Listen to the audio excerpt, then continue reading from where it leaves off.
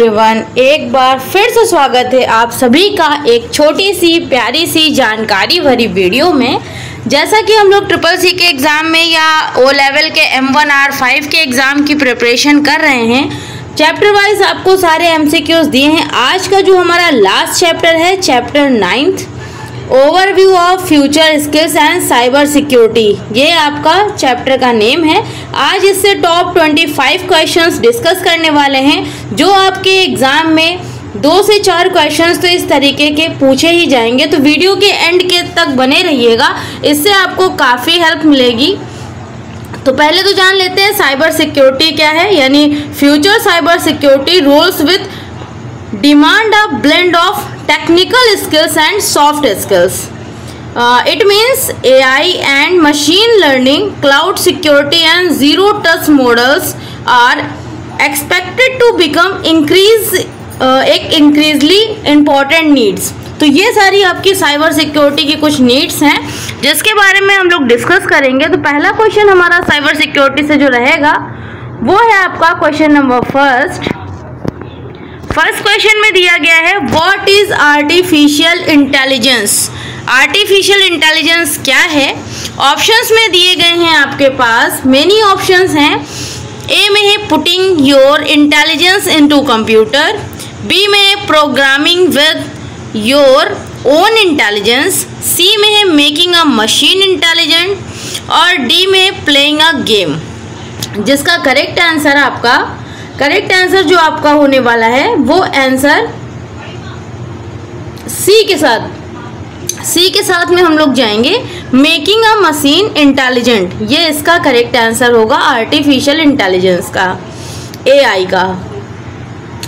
Second question है, who is known as the inventor of artificial intelligence. जो artificial intelligence है इसके inventor, founder कौन है? ऑप्शंस में है, ए में चार्ल्स बेबेज, बी में John MC कैर्थी,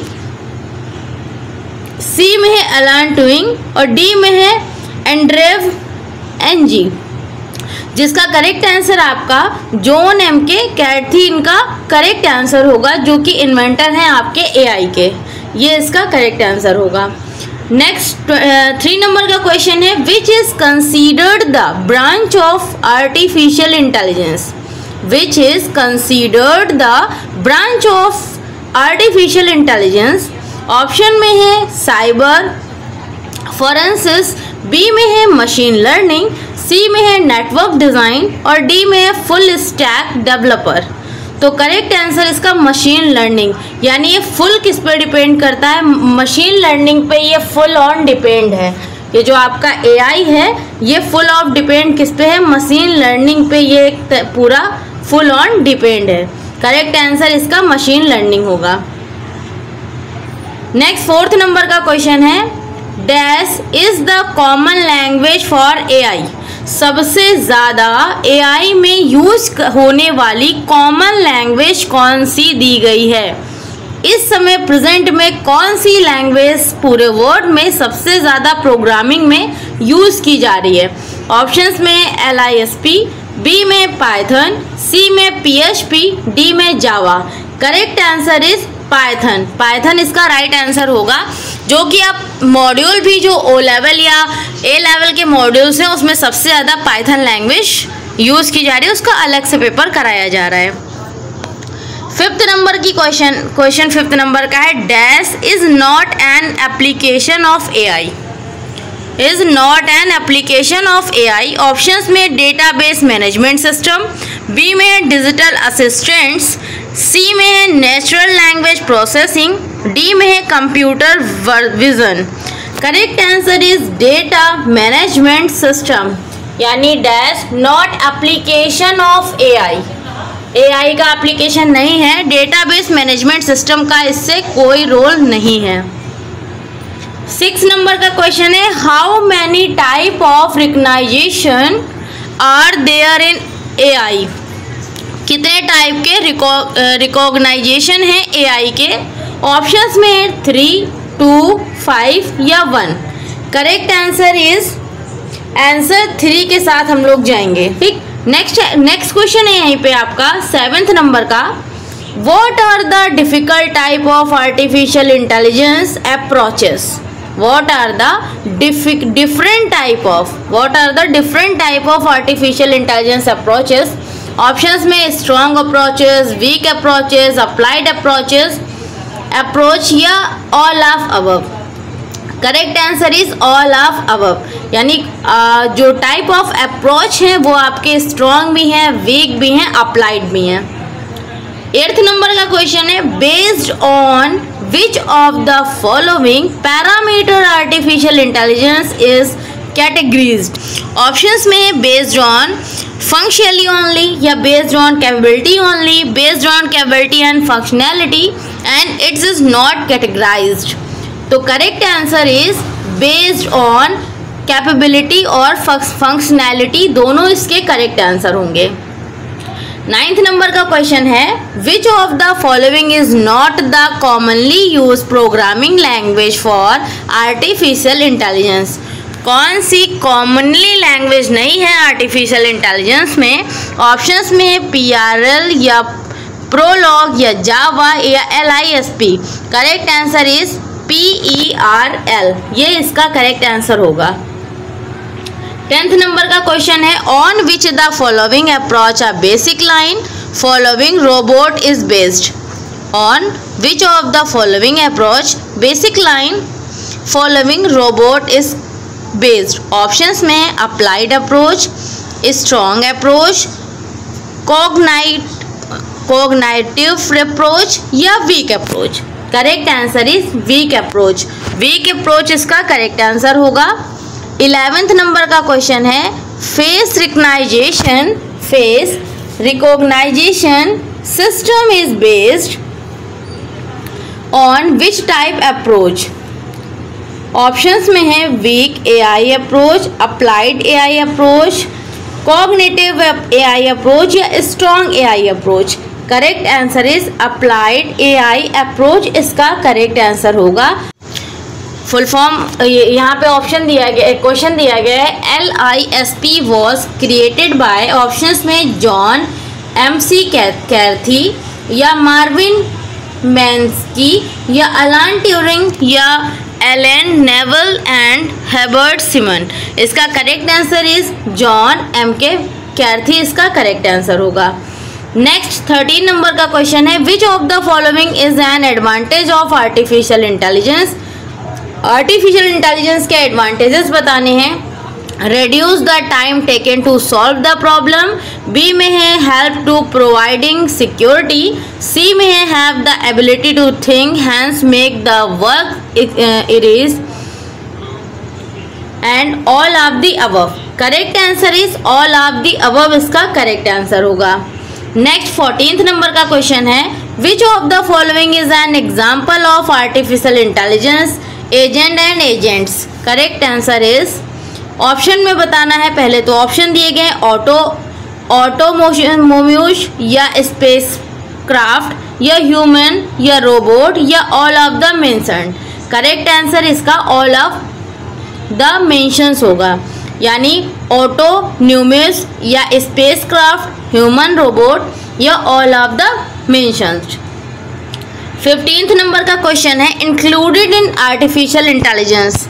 included in artificial intelligence क्या क्या चीज़ें इंक्लूड हैं? नॉलेज, प्लानिंग या बोथ A एंड B या none. Correct answer is both A and B, दोनों इसके करेक्ट आंसर हैं।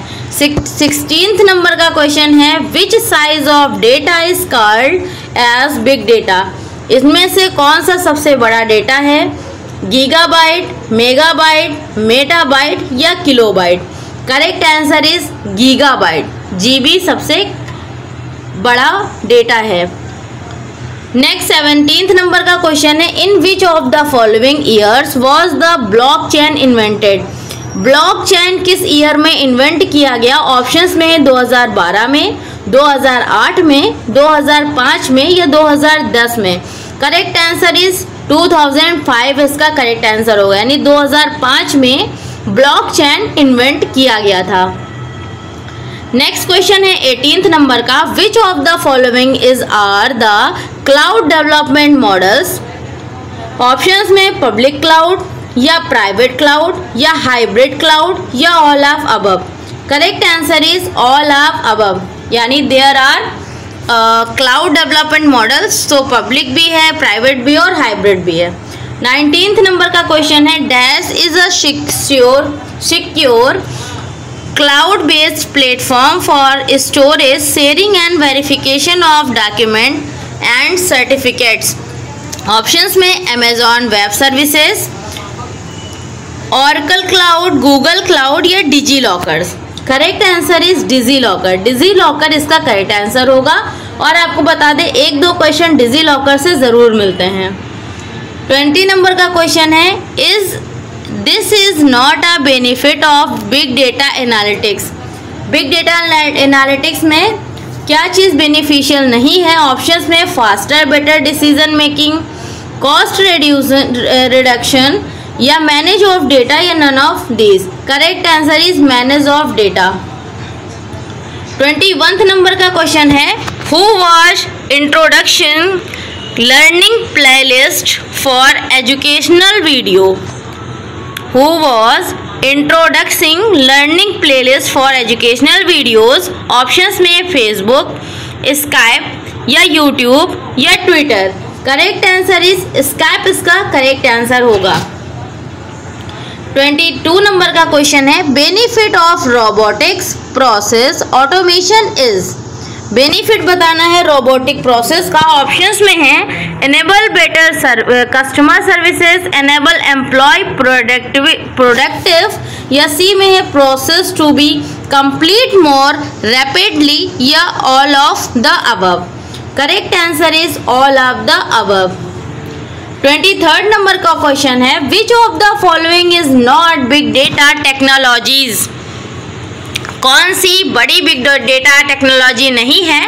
अपाचे हेडूप या अपाचे स्पार्क या अपाचे काफका या Apache PyTorch. Correct answer is Apache PyTorch इसका correct answer होगा। Next 24th number का क्वेश्चन है, a type of VR environment in which subjects are visual isolated from the real environment। Options में है immersive, B में है non immersive, सी में है सेमी इमर्सिव, डी में है augmented. Correct answer is immersive. Immersive इसका करेक्ट आंसर होगा। लास्ट और 25th जो क्वेश्चन है वो आपके लिए कमेंट बॉक्स में कमेंट करने के लिए रखा है। फादर ऑफ कंप्यूटर तो बहुत लोगों ने आपसे पूछा होगा, आज मदर ऑफ कंप्यूटर अगर आपको पता है तो प्लीज़ कमेंट बॉक्स में कमेंट करिएगा। अगर पूरी वीडियो को आपने वॉच किया है, अच्छे से देखा है, तो मदर ऑफ कंप्यूटर हमें कमेंट बॉक्स में कमेंट करके ज़रूर बताइएगा। पूरे वीडियो को वॉच करने के लिए, अपना कीमती समय देने के लिए, चैनल से जुड़े रहने के लिए आपका बहुत बहुत धन्यवाद। Thank you so much. Have a nice day, great day. Thank you.